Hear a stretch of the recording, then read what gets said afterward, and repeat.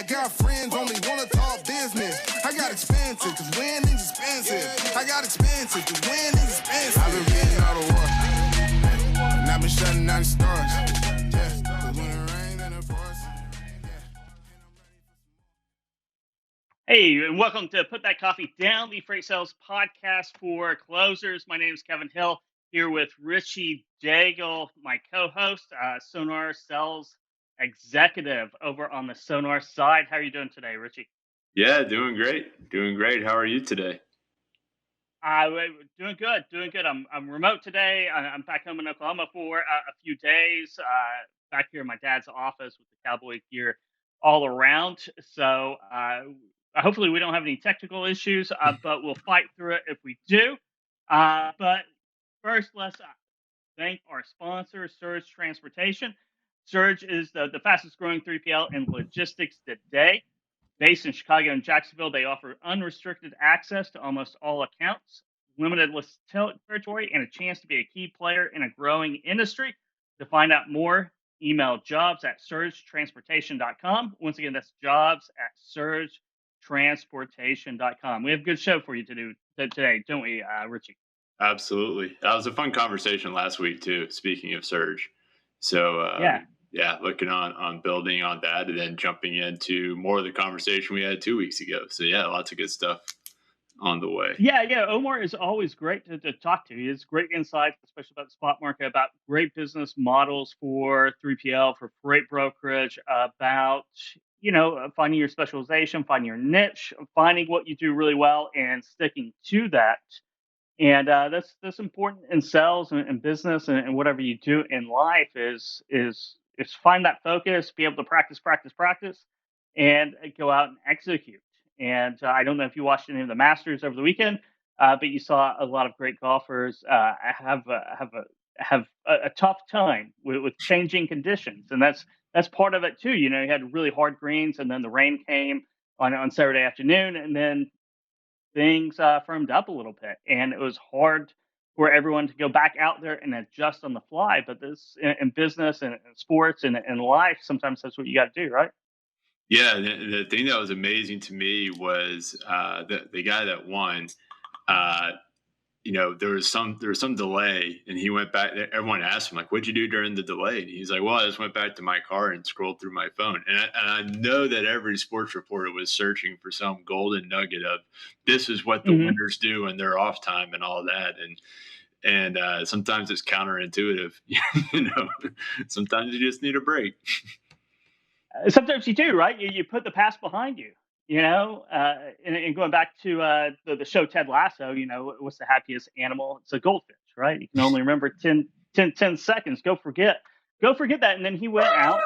He probably just sat around and forgot about everything, and then went out and shot like 6 or 7 birdies on the back nine, and that's really what separated him from everyone else. Hideki from everybody else over the 4 days is that one hot streak. And then just keep playing good golf after that. Yeah, and it's one of those things too where I get the feeling that, and I don't know a whole lot about him, but I get the feeling that he doesn't take himself overly seriously, right? Like he's driven, he's got goals and everything, but he knows who he is, and he knows his identity, and his identity is not going to be swayed by whatever does or does not happen on the golf course, though he's certainly going after that goal. And that, I think that separation is key to be able to create some space to where you're just not impacted. And now he's got the freedom to go scroll through a phone during a rain break. And, that he's probably letting a lot of pressure go away that way. And I thought that was really interesting.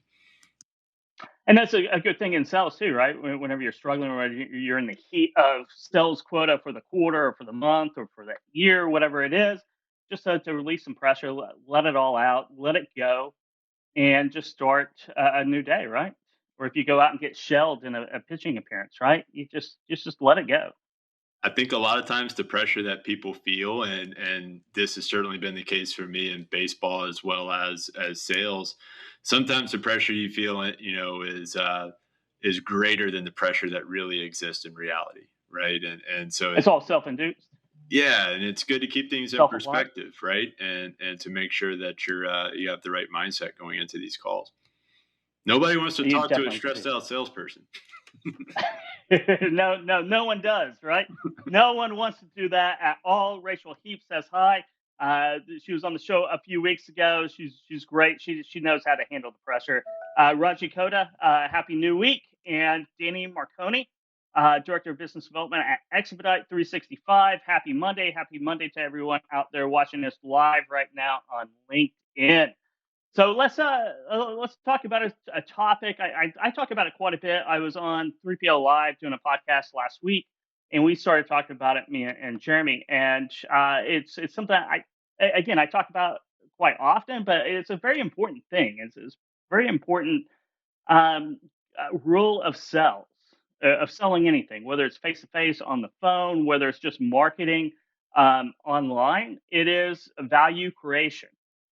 And it kind of feeds into, and David Hoffeld writes about it a little bit in his book.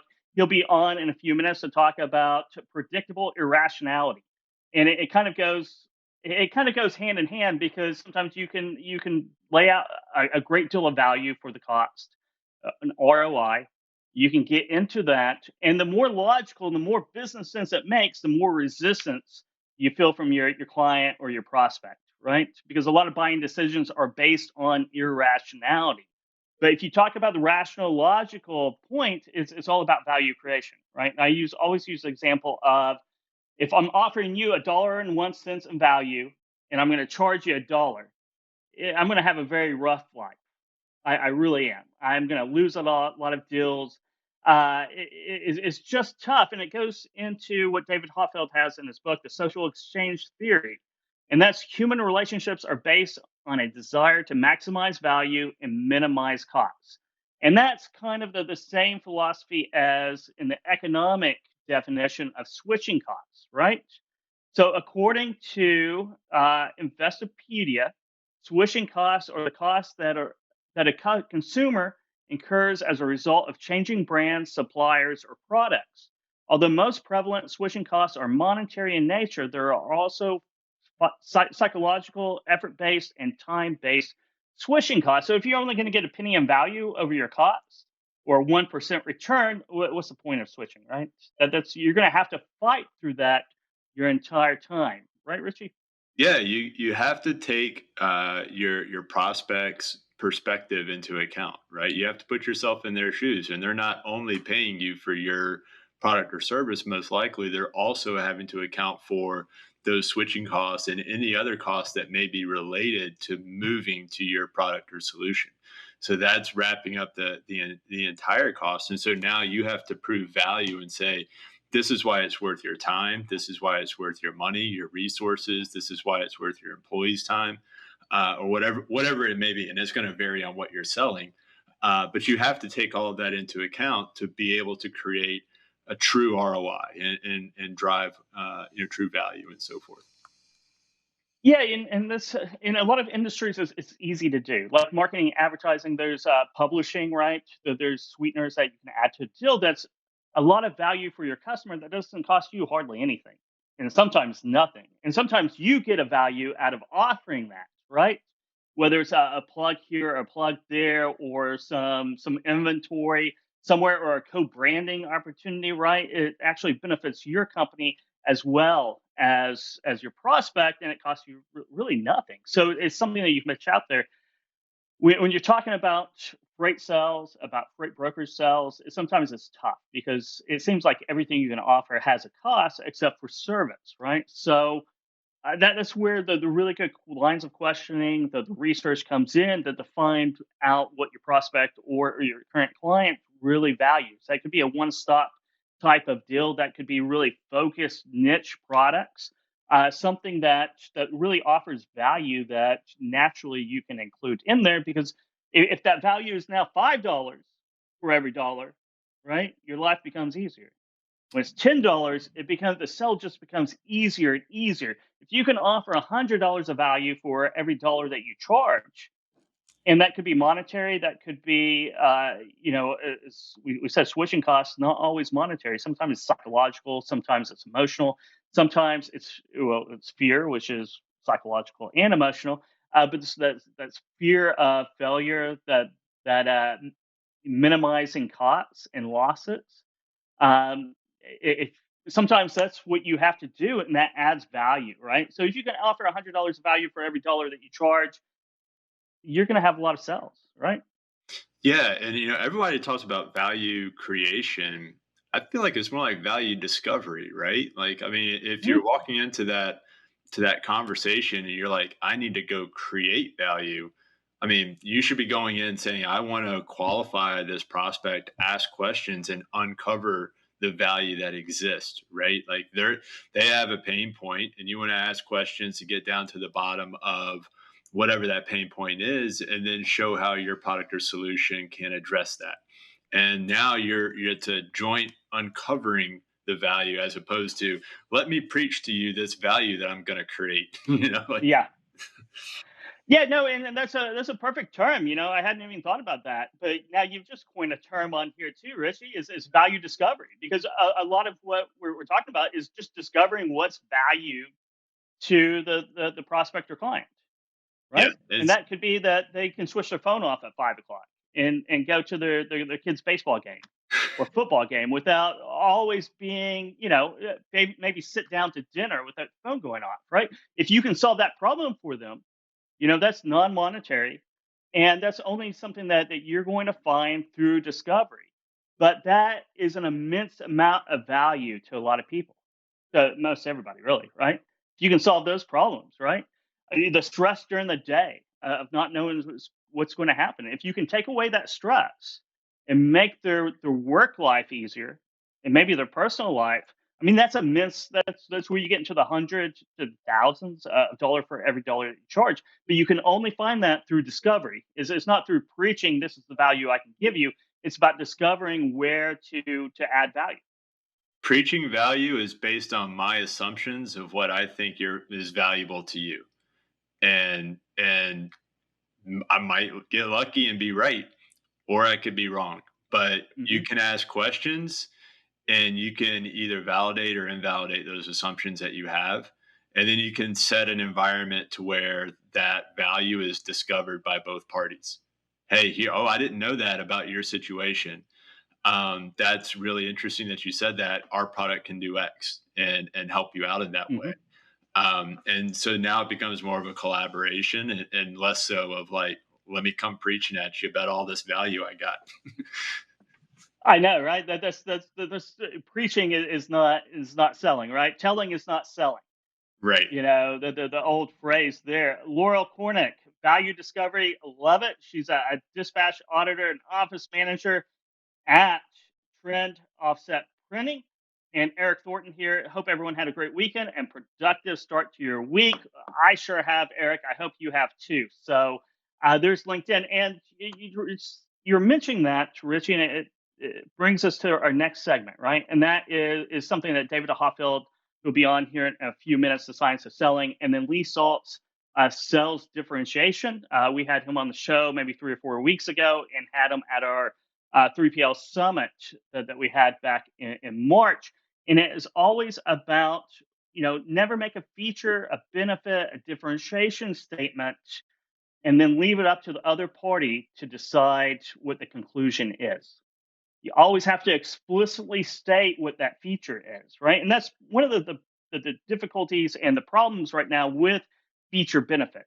We're all trained, not to talk about features, but talk about benefits. But if you talk about benefits really generically, that's really no better than talking about the feature itself. You really have to tailor it through, and it's tailored through what? Discovery, right? Yeah, features and benefits should be applicable to your prospect. Why bring up a feature or a benefit that doesn't apply? It might be really cool, but if the response is that's really cool and I don't know how it applies to me, then what have you accomplished? Like, you don't want to sell chainsaws to a fence builder. Like, you want to make sure that Yeah, yeah. what you're selling is what they need. Is something that I've been guilty of, and in the Hmm. past, and it's certainly a lot easier to talk about these things and to execute them.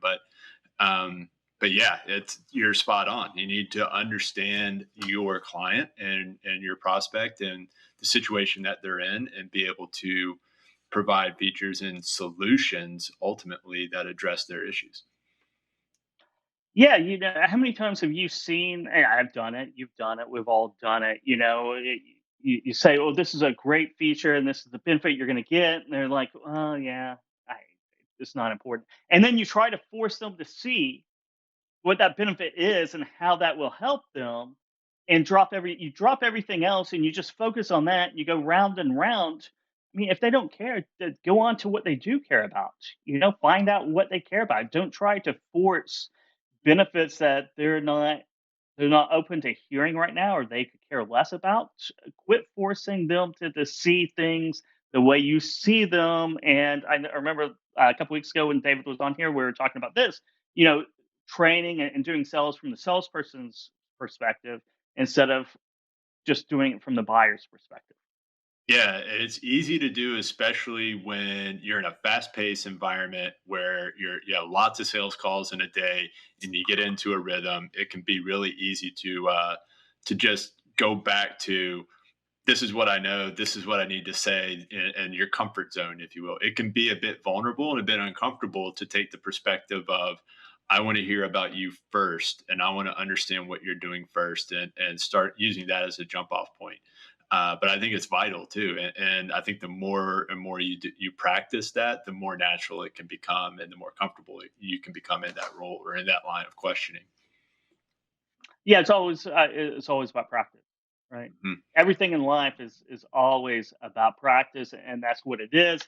Andrew Bounds here, Director of Business Development, dedicated services at Schneider, the consultative sales approach. And that's, I think Duna and I did this episode a few weeks back. Is consultative, like, being a being a salesperson is like the minor leagues, right? Whereas being the consultant is the major leagues, right? If you can be viewed as a consultant, that's when sales becomes much easier. But you have to go through all that practice, all that discovery, right? It's always about discovery. It's about showing up to meetings and not even, at first not trying to sell anything, just trying to find out what you can maybe sell somebody at a certain point in the future. And it might not be today, it might not be tomorrow, it might be 3 years from now. But finding out all that information instead of coming in and just throwing out features and benefits like they're snowballs. And I would even go so far as to say, you don't know that you have anything to sell them. That is an You assumption know? that you're walking into the call with. And so I think if you solve that assumption first, like, let me see if I think that this is my assumption, this is why I'm coming into the call with, but let me hear from you. Let's see if there's a fit here, right? And then start at the Yeah. very ground, and build up from there. So Richard, let's go through that with your sales cycle and what we have here at Sonar called SCI, which is not a CBS primetime crime drama. Yeah. CSI or Yeah, so SCI it's stands that's for what? that's a huge component of what we do on the Sonar team, is understanding what our clients are trying to do, how they're set up, where their pain points are. We have so much data and so many solutions available on Sonar. If we just talk about benefits and we talk about features, then we can run through a 2 hour call in no time and never ever say anything that's really resonating.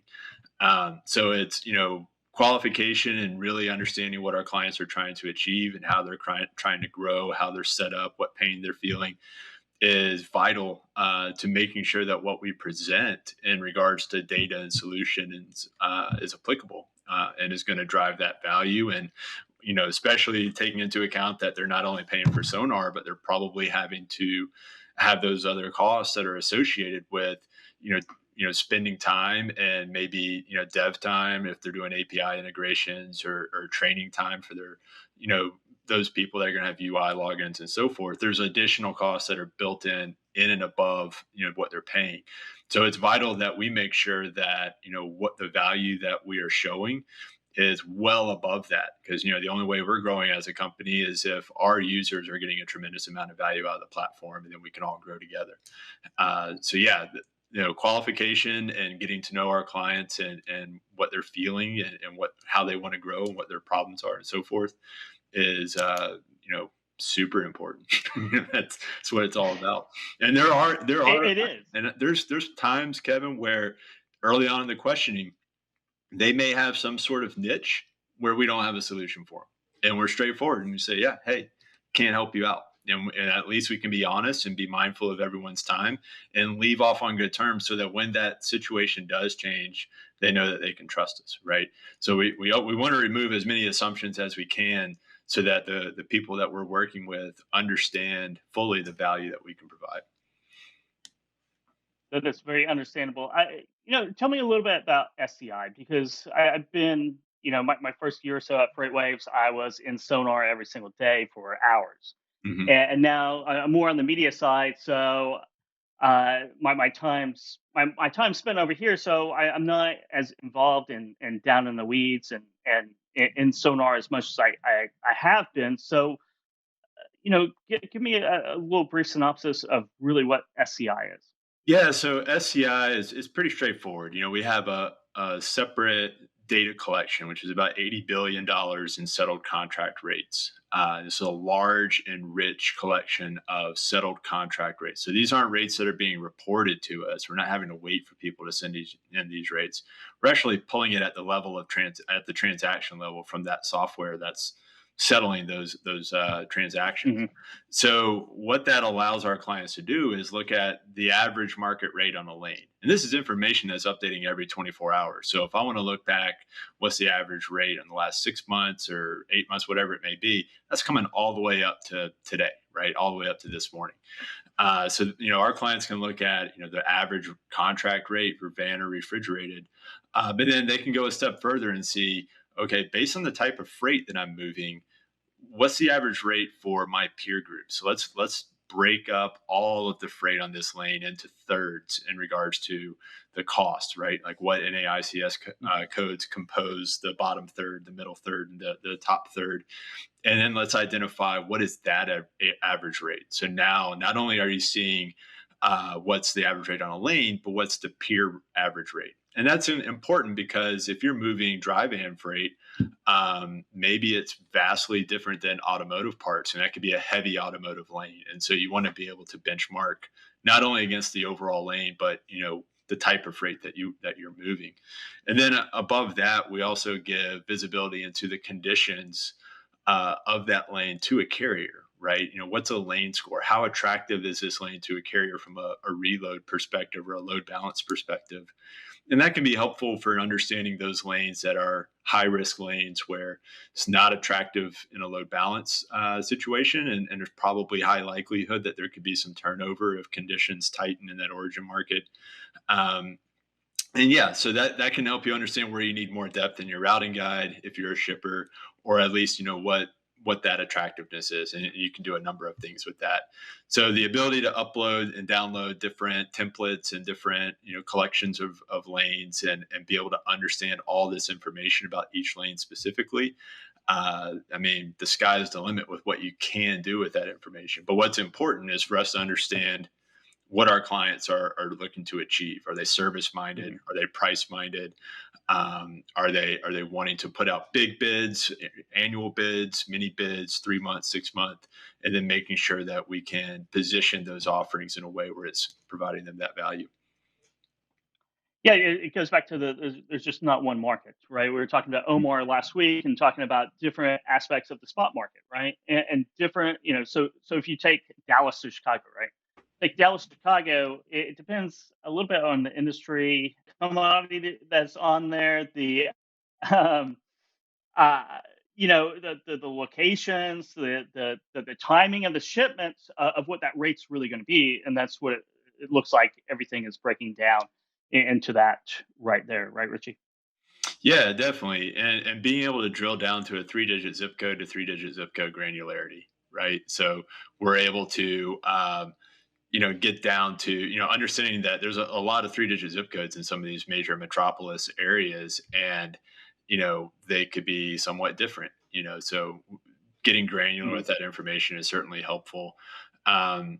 And yeah. And then even then, when you start getting to these rural areas, making sure that the zip codes that you're looking at there are applicable as well. And when we start zooming out to get the critical mass that we need, making sure that it's weighted appropriately so that you're getting an accurate rate for that specific lane. So, what data science has done there is truly remarkable, and being able to provide accurate average contract rates on virtually all the OD pairs imaginable from a zip 3 to zip 3 standpoint.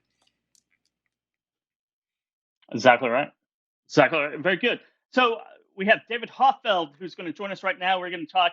We've been talking about very logical things. We're going to talk about predictable irrationality and the role of emotions in sales, influence, just human nature in general. How are we doing today, David? Good. How are you both? It's great to be back with you, by the way. Hey, it's great to have you back. It's always a pleasure. For our audience, give a brief introduction of yourself and the science of selling and what you have coming down the pipeline. Yeah, I'm David Hoffeld. I'm CEO of Hoffeld Group. We're a research-based sales training, coaching, consulting firm. I've written the book, it's just over my shoulder, The Science of Selling, and have another book coming out about this time next year that, again, delves into the many ways we can apply science to become very successful in selling. Fantastic. So, if you didn't catch the first episode, it was 2 weeks ago. So you can go back to that and go to FreightWaves TV and watch that, or you can find it on Freightcast on the podcast version of it. So we ran out of time last time you were on the show, David, and I really want to talk about predictive irrationality because we've been talking about very logical things in sales right now, but we know if you've been in sales at any point in your career, you know that a lot of buying is based on, and ourselves, right? You can just look at yourselves. A lot of why we buy is based on emotions, even more than logic. Yeah, you're exactly right. And this is often a big aha moment for people when they grasp this, especially in sales, because we are predictably irrational. Now, what does that mean exactly? We're predictable. We, as human beings, we behave in certain very predictable ways, which scientists have cataloged what triggers certain behavior. But we're also irrational, meaning we do irrational things, but we do them over and over and over again. And understanding this really gives us a lot of insight into how we work, how we make decisions, and perhaps equally important, how we can engage others and help them through the buying process. So to give you an example of what we mean exactly when we say we're predictably irrational, one study a number of years ago looked at selling people insurance for when they were doing international travel. And they offered some people insurance that would cover them if they died for any reason on the flight. And they offered other people insurance that would only pay out if they perished because of a terrorist attack. And they found that people were willing to pay far more for insurance that covered them against a terrorist attack than insurance that covered them for any reason. Now, that doesn't make a lot of sense logically, right? You think, well, wouldn't I pay more for insurance that would cover me against terrorism and anything else? But because the researchers found the idea of a terrorist attack produces such strong emotions, it also produces heightened levels of value, so people will pay more for it. So that is literally just one of the thousands of examples and studies that have looked at how is it that we are predictably irrational. We act in predictable ways, but it's not always backed by logic. In fact, it's driven by emotions. It's funny you say that. I felt that acutely when I was working in the travel industry. This is probably 5-6 years ago, and there were a number of different terrorist attacks in France and throughout Europe, and we had all kinds of cancellations come in. People were like, "I don't want to go on my trip anymore," and I showed them statistics, and I said, "Here's the probability of dying in the U.S. from gun violence, from terrorist attacks, versus the probability for where you're going." I mean, what are you still willing to cancel? And they would look at the facts and the rationality, and they say, "Yeah, I'm just not comfortable." And so it was that was something that I've definitely dealt with before. And so when I read that in your book, it was like, yep, I can vouch for that. Yeah. It's great you brought that up because that really helps us understand what emotions do. So when we talk about this, it's really helpful to define the best way I've ever heard this described. This very complex, but the simplest and easiest to grasp way. One neuroscientist said it like this, and I actually quoted him in my book, The Science of Selling. He said, when you see someone walking towards you, it's the logical part of your brain, right? The neocortex and other parts that allow you to look at that individual and say, she's my cousin.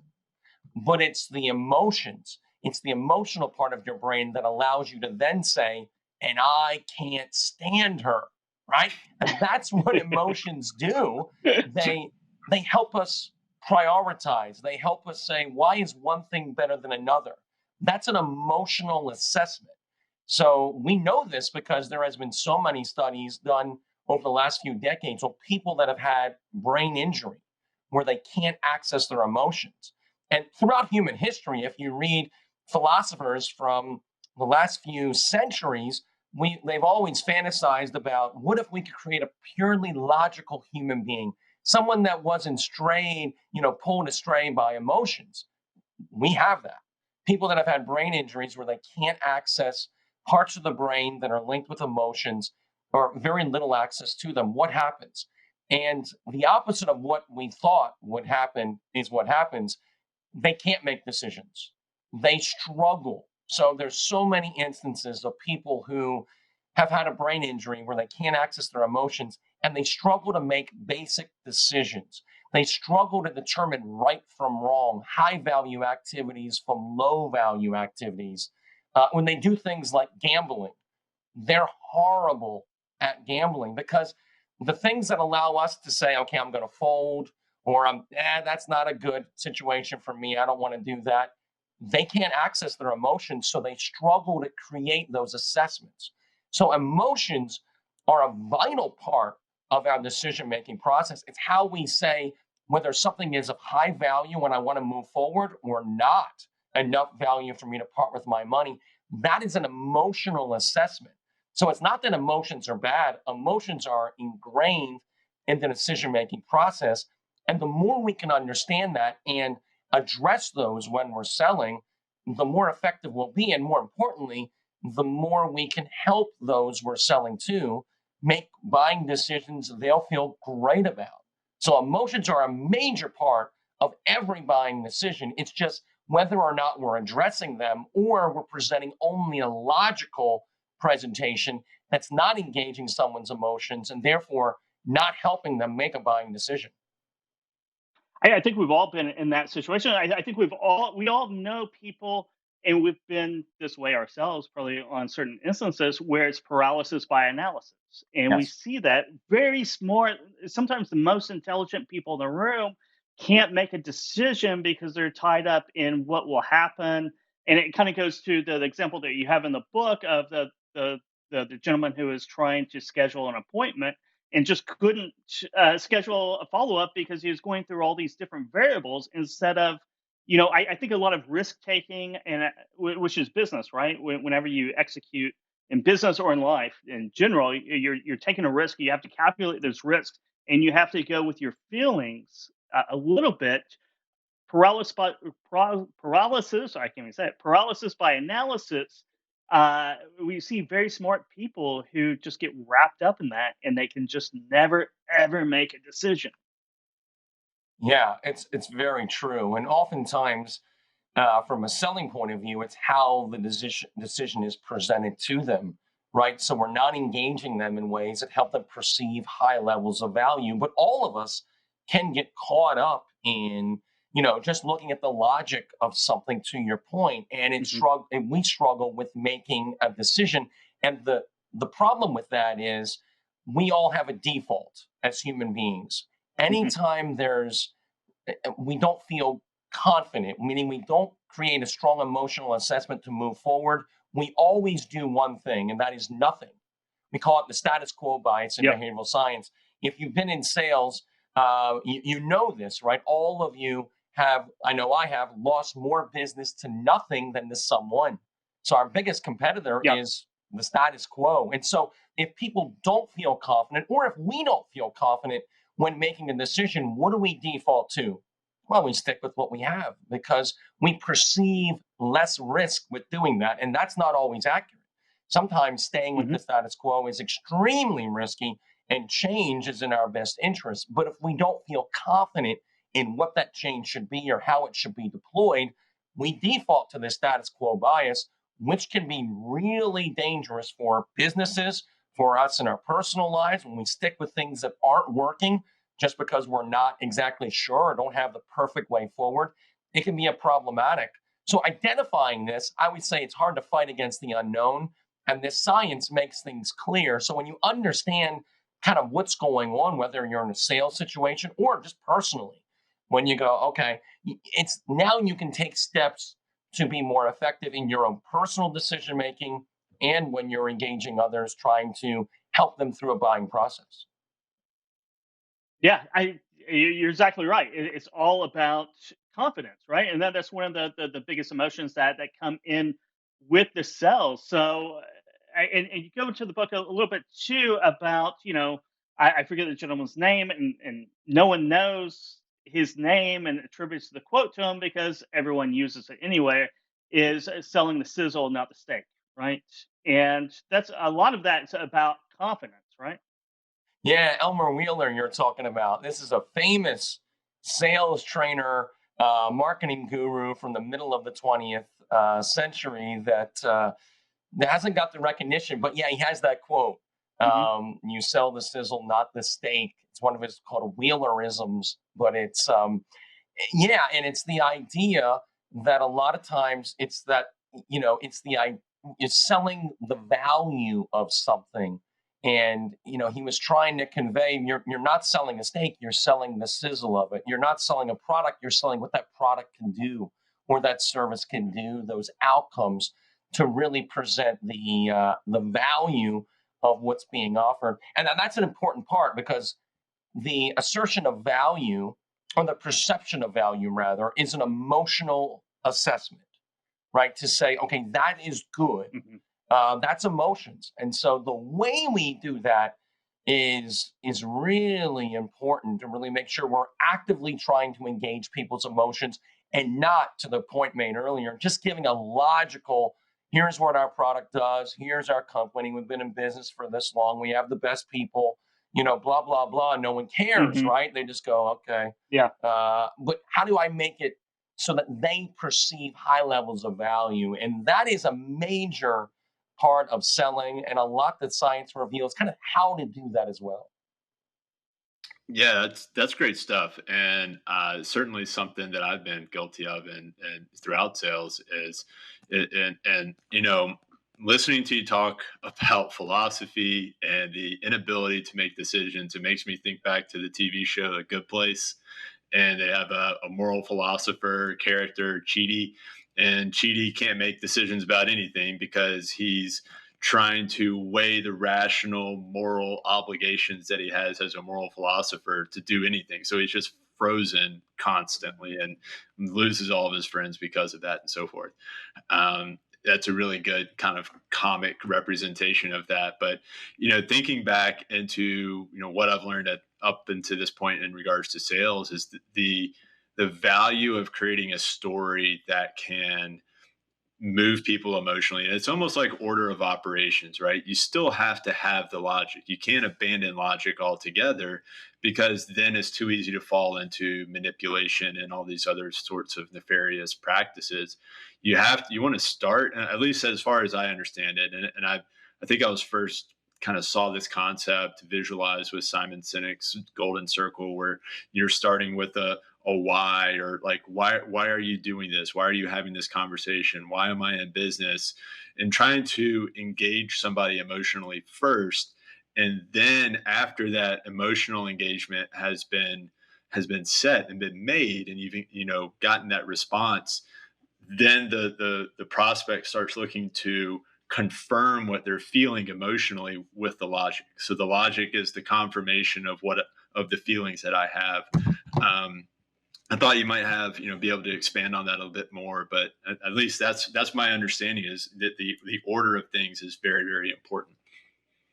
Yeah, no, you're spot on that emotions matter. We've talked about that. We can't abandon logic, though, because then people, that's when you wake up the next day and you go, what did I just do? Right. And we've all had that and we've made decisions. And then the next morning we wake up and we go, oh, no, why did I do that? Right. There was no logic behind the decision. It was purely emotional, and that doesn't work either. So we need both at play. But I think you mentioned something that I think is important to call attention to, and that is the impact of stories. So when we talk about engaging people emotionally, one very effective way to also engage them in a logical way too, that's entertaining and not boring, is through stories. So sharing, whether it's the story of your company, or what's really impactful is other clients of yours who were in this similar situation as the buyer you're talking to. So similarity amplifies the persuasiveness of a story in a sale. So if I'm like the person you're sharing about, I resonate with them more. And when a story is told effectively, it really engages people on an emotional level. And this is seen through a number of things. One is the retention rate of stories. When you take a statement of fact or a value and you share it, studies have found that about 5% of the time that'll be recalled within a week. They can remember it if you press them and ask them about it. When you take that fact and wrap it in a story, you're looking at a 63% retention rate. So the retention rate goes up, and this can be really impactful when you need a message to be conveyed throughout an organization. So let's say I'm selling to one individual, not the whole buying unit.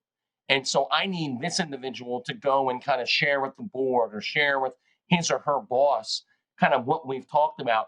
Wrapping the value that I offer in a story will help it be remembered, and it'll be more likely to be shared, and it engages people. When a story is told well, it really keeps people on the edge of their seat, because we think in terms of stories. It's how our brains instinctively work. And so we're tapping into that. And one final thing about stories, too, when it comes to emotions and logic, stories are not processed the way a statement of fact or a value is.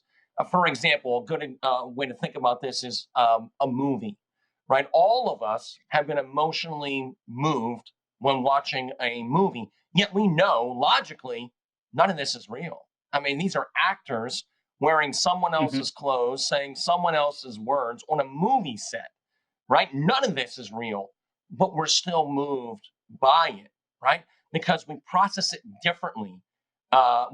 We know all this logic, but we experience it emotionally, and it moves us. And so stories have that similar effect, whereas you can really convey a lot of value and really engage someone effectively during the sale, logic and emotions, through the power of a well-told, concise, relevant story. And a well-told story is vitally important. You bring up movies, which is very good, because you also go in and we have these stats all over the place. Nonverbal communication, right? Only 7% of human communication is conveyed through the actual words we use, right? The other 93% are divvied up between body language and tone. And I forget the exact numbers. I think you probably do know the exact numbers because they're in the book. And you talk about positive emotions, getting people into, and prospects, customers, clients, into a positive state of mind using both verbal and nonverbal language and communications. Absolutely. Yeah, that's critical. One of the things we found in the research is a little bit alarming, and that is you can do everything right, but if you're presenting to someone who's in a negative emotional state, they perceive everything you say in a negative way. And think of it as a bad mood. When you or I are in a bad mood, I know my kids know this, right? They know that when dad's in a good mood, that's a time to ask for stuff, right? Because dad's more likely to say, sure, why not, right? And when I'm not in a good mood, well, they know that's not the best time to ask for things. So our buyers are the exact same way. When they're in a positive emotional state, they perceive things more positively, and vice versa is also true. One researcher at Cornell, Alice Eisen, referred to this almost as wearing rose-colored glasses. So she says, in a negative emotional state, it's almost like you're putting on rose-colored glasses, and you look around and, well, everything is with rose-colored glasses rosy. When you have a negative emotional state, everything is skewed negative. So in other words, a good presentation won't be viewed as good as it is when someone's in a negative emotional state. So what can you do? Number of things. We talked about nonverbal behaviors. One thing is our nonverbal behaviors are incredibly influential, both how we present, called emotional cognition, meaning people catch our emotions like we catch a cold. So if you're enthusiastic, people will often get more engaged. If you're act as if you're bored to even be in the meeting, well, it's usually reciprocated pretty quickly, right? So the way we act, but also the research shows the way other people act. So even getting someone, if you're face to face, getting someone to lean in or getting them to change their body language or move, or would you mind, grabbing this, or getting them to move will often help shake them out of emotions as well. There's a number of things you can do, really, also by conveying your passion. Strong beliefs can influence an emotional state. Conveying high levels of value can also do this. Discussing topics that might be interesting to your buyers. So let's say I'm on a call with someone, and this is our fifth call, and I know them well enough. I know they love the vacation in wherever. They love to go to a resort in Florida, let's say. And so we're talking, and I can see they're just not in a good frame of mind. And I could ask them, any plans to get to Florida anytime soon? Oh, no. Now, last time you went there was about 9 months. And what resort do you guys usually go to? I'm curious, because we were considering in the future maybe going down there and showing the kids Disney. Oh, we go to this, right? And they perk up. Certain topics will also perk people up. So being aware of those. And then final thing you can do, let's say none of that's working. There's something called the Hawthorne Effect, which is really interesting, which is calling attention to what someone was doing will often, especially when it comes to a negative emotional state, shake them out of it. So let's say they're in a negative emotional state and the meeting is not going well in the first few minutes, and you've tried a couple of these things, nothing's really working. You could say, Bob, is everything all right? You seem like maybe you're not feeling as well as normal. And then oftentimes, one of two things will happen. Bob might say, yeah, it's kind of been a rough day. And then you can try to reschedule for a better day. Or he might say, oh, sorry, no, I'm okay. It was just, something happened a little earlier today, but I'm good. And he'll perk up. So oftentimes, really respectful, really gently, but if nothing else works, just calling attention to that will often make a big difference, because when you call awareness to something, now they become aware of it, and they either will perk up and get in a more positive emotional state, or they'll tell you, yeah, this isn't really a good time. Either of those are good for you. Better to reschedule than to do a whole presentation or have a whole important meeting when someone's not going to be receptive. Reschedule for a better time, or oftentimes they'll perk up. So those strategies will work. Emotions are complex, but using a few of them will often make a noticeable difference to get people more engaged, get them in a more positive, receptive emotional state, and set you and them up for a lot more success. One thing that I guess one question that comes to mind is a lot of this makes sense when it's talking to an individual. But when you're selling to a group, let's say there's 10 people on the call. Let's say, maybe there's 5 people there, but there's a lot of different people, and there's different, some people may be in a good emotional state. Some people may not be, and you have a mix. What are your thoughts on those dynamics when you're selling to a group versus an individual? Yeah, that's a great question. And that's often where you're at too in sales. In the individual, it's easier because you can call attention to behavior, like I just mentioned. In a group, not able to do that. So there, what you're really depending on is often when you walk in, before you begin, even having a few minutes of informal conversation, we often refer to this as a warm-up, can be really helpful, where you try to engage people in the group in just a positive, fun conversation as you're getting ready to begin. Another thing you can do is the way you present, right? There's something called, I mentioned earlier, called emotional cognition. We catch another's emotions. And the research on this is really interesting. So let's say you're talking to a group and a few of them are just not in a positive emotional state. So whose emotions win? Researchers have looked in this. When someone has positive emotions and another person has negative, which ones will be more catchy? And what they've shown is the one who expresses the emotion strongest. So if I'm in a room and people are not engaged, let's say whatever happened before I walked in wasn't good, nothing to do with me, and then I'm up and I've got to engage them and try to sell to them, and I can see, okay, a few of these individuals they don't want to be here. I'm going to turn it up a little bit, right? I'm going to try to convey more positive emotions, and I'm really going to try to be at my best. So I'm not going to shrink down. In other words, I'm not going to mirror their negative emotional state. I'm going to do the opposite. I want to try to make my state more catchy, more infectious. And so I'm going to up it a little bit. I'm still going to be me, but let's say this is my normal level. I might raise it up 5%. So it's still natural, it's still authentic, but I want to try to engage them and bring them in. And if I see that as well, I'm probably going to introduce a story pretty quickly because I got to capture them, right? All of us can relate to this, where we have been talking to a salesperson or we heard a speaker and we weren't in a great mood when it began. But by the time it ended, we're feeling awesome. Why?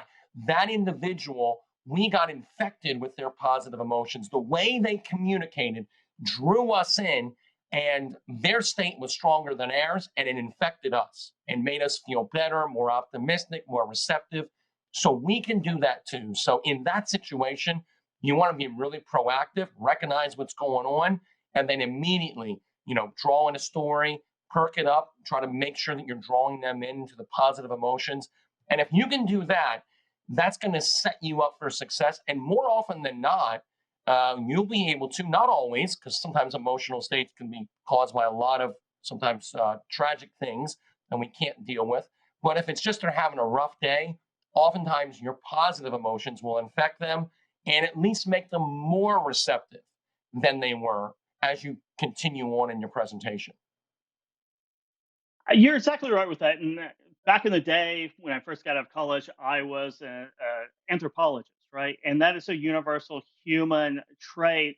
If you talk about small talk before you begin a meeting, Yeah. but certainly with language and emotion, and that sharing of that is something that you see in every single culture. It's a very universal human trait. And again, thanks for coming on again today. We're out of time here. We'll have you on next month, I think. You want to come back in May and do another discussion? I love it. Appreciate you guys' time. Great. Thanks so much. Great. And Thanks, how does our audience reach out and contact you, David, and buy Science of Selling? Yeah, well, the Science of Selling is available anywhere fine books are sold, and you can reach out to me at my website, Hoffeld, Hoffeld group.com. A lot of great resources on there for you to check out to learn more about science-based selling, but go to hoffeldgroup.com to learn more. Thank you very much. Thanks, David. Thank you, David. Very good. So, Richie, another exciting talk with David Hoffeld, and I always learn something when I talk to him. Yeah, and I always think, where did that hour go? And I want another hour or two with the guy to keep going down some of these rabbit holes. I mean, it's such good information, and it makes logical sense and it makes emotional sense. It's tying the knot there. Mm-hmm. It is. It takes both logic and emotion, and hearing the research and hearing the studies and the stories. I think we've kind of heard about them before in our lives, maybe, but bringing those up in to the front of our minds. Logic and rationality are important, but it's how we analyze risks, maybe. But emotion is where we take risks, or we take a foot forward. I mean, when you say risks, it always sounds a little bit negative, but it's always good taking risks. Yeah, it's emotions seem to be the first step, right? And Mhm. that's the first mover is, oh, I feel good about this. And then then it seems like the response after I feel good about this is, okay, how can I validate this feeling? You start looking for that validation. You want to Hmm. validate it. And so now your logic is going through the channel of, how can I justify this? Right? Like when I'm looking at that picture of the beach resort down in the Caribbean, and I'm imagining myself sitting on those sands and having that Hmm. martini or whatever it is, or margarita in my hand, I'm going in my brain, how can I make this happen? Here's a Yeah, story yeah, that is yeah. engaging me emotionally. And now I'm looking at my checkbook, I'm looking at my calendar, I'm looking at the Hmm. logical things that justify me doing that or making that into a reality. And so I think it's important from a sales perspective to keep that in mind. You engage with the story, you present the story, you engage emotionally, and then as soon as you recognize that they are bought in and they see the value, now here's the logic for your justification for moving forward.